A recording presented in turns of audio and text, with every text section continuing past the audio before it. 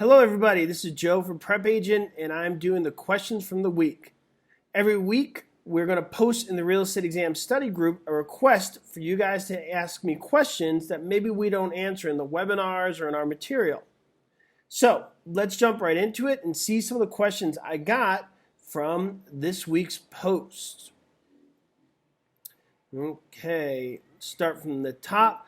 First question is from Corey Moe. He says the difference between exclusive agency listing and exclusive right to sell. Can you clarify? Sure can, Corey.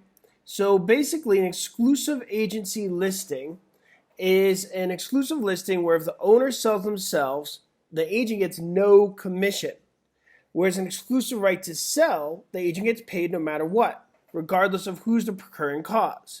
So an exclusive agency listing, the broker needs to prove that they are the procuring cause.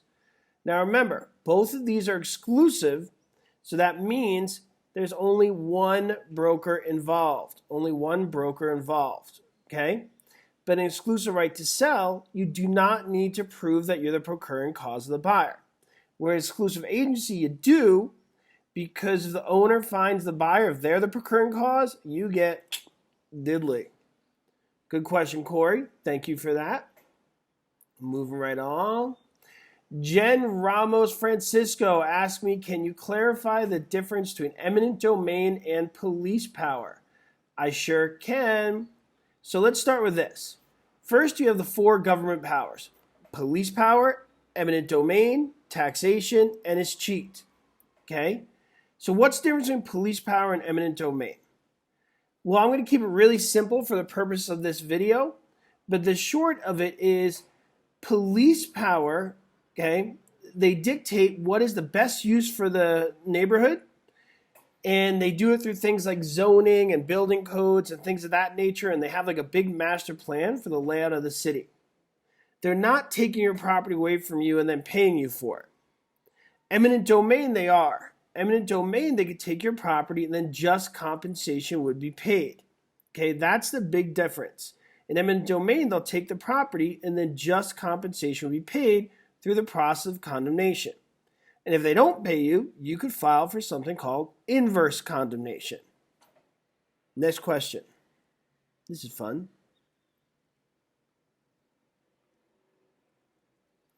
Need my glasses for this one. What a drag, it is getting old.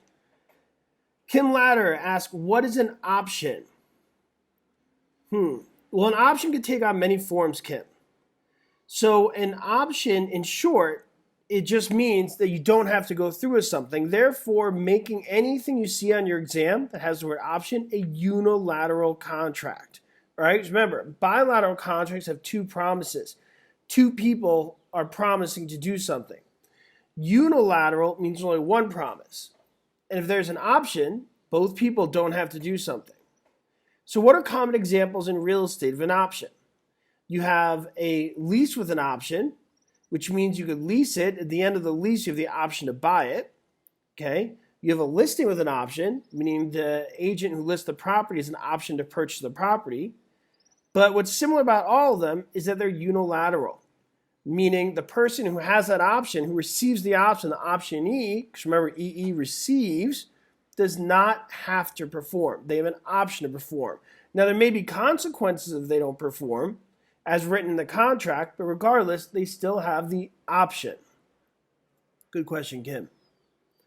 Moving right along. Difference between unenforceable and void. Good question. So you have your four essentials of the valid contract. By the way, this question is from Shaylin Heredia. So thank you, Shaylin. So you have your unenforceable and void. So first, let's start with the four essentials of a valid contract: mutual consent, consideration, lawful object, and capable parties. Okay, we want to remember that. Four essentials of a valid contract. A void contract lacks one of those four essentials. Okay? An unenforceable contract may have one of those four essentials, but it's not enforceable for one reason or another. For example, a time expiration, like it's past the time, in accordance to the statute of limitations, which says how long a contract it could go while still being enforced. Okay? So there's something on its face that makes it unenforceable, but it still has those 4 essentials. Okay, another example would be something in the contract's ambiguous or not clear. It could be unenforceable. Those are examples where it still has those 4 essentials, but it's not enforceable. Therefore, it's unenforceable, but not yet void. Okay, so there's a difference there. Now, once again, keep in mind, I'm not a lawyer, just trying to help you with the exam. So further details, if you're practicing this in real life, consult your local attorney. Sulika asked me, can you describe all the agencies? Not really. When I do this, I need more specific questions. So do you mean like dual agency, sub-agency, general agency, specific agency, implied agency? There's different things that could mean. So I'd ask you to go back and post that question again on the real estate exam study group, and I will answer it. I just need a little more specific. Michael Stidham says, annual percentage rate for private mortgage insurance. What's the difference? Good question, Michael. So the annual percentage rate, or also known as APR, is how much you'll pay in interest and other fees when you get a mortgage from a lender to buy a home. APR can also be considered the total cost of debt over a 1-year period. Very different than private mortgage insurance.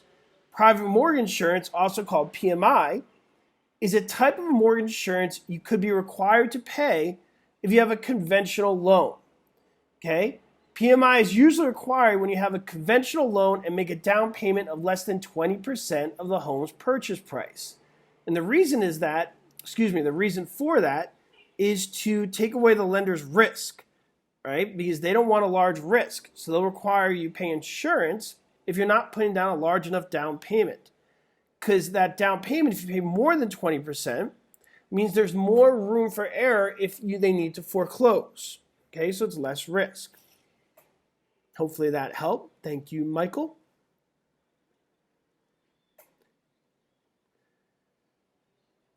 Gina Holmes says, I still don't understand Feesimple and the other stuff associated with that word. Okay. Gina, so Feesimple. So you have 2 types of estates that come up on your exam under the property ownership category. You have freehold and less than freehold. Freehold is basically ownership. Less than freehold is basically leasing.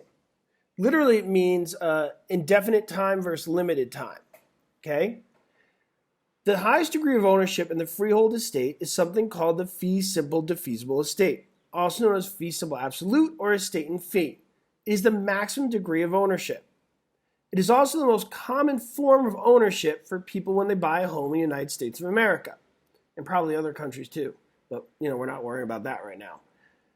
Now, even though it's the maximum degree of ownership, it is not free from all encumbrances, and that's important to note, as there are always taxes. But to answer a question, fee simple absolute, estate in fee, estate inheritance, it all means the same thing.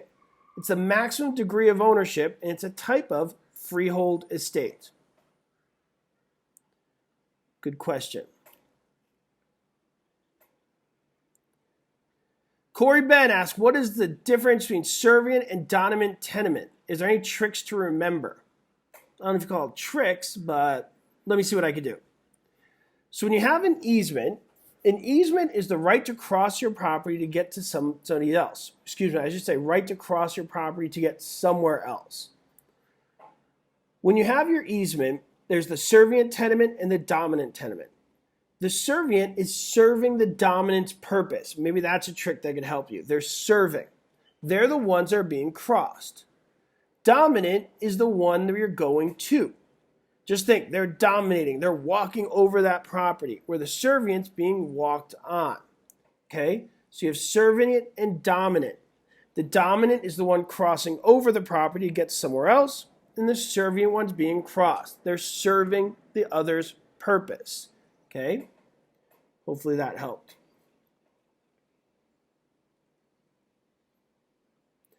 Deanna Fair asked, freehold estate and non-freehold. I think we went over that before. Freehold is indefinite in duration, basically ownership. Less than freehold are types of leases. Okay? They're limited ownership. So you have estate for years, periodic tenancy, estate at will, estate at sufferance. The freehold estates are the Feesimple absolute, Feesimple determinal, also known as Feesimple defeasible, and the life estates.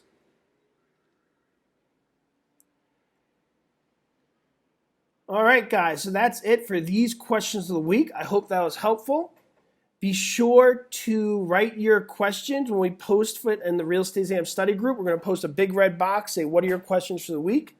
Reply to that. I will look at those, and I'll answer the question in a new video every week entitled Joe's Answers to the Questions of the Week. Or maybe it'll be Questions of the Week. Joe's answers may be a little long. Regardless, that's that for now. And this is Joe from PrepAgent, and I hope you guys have a great day.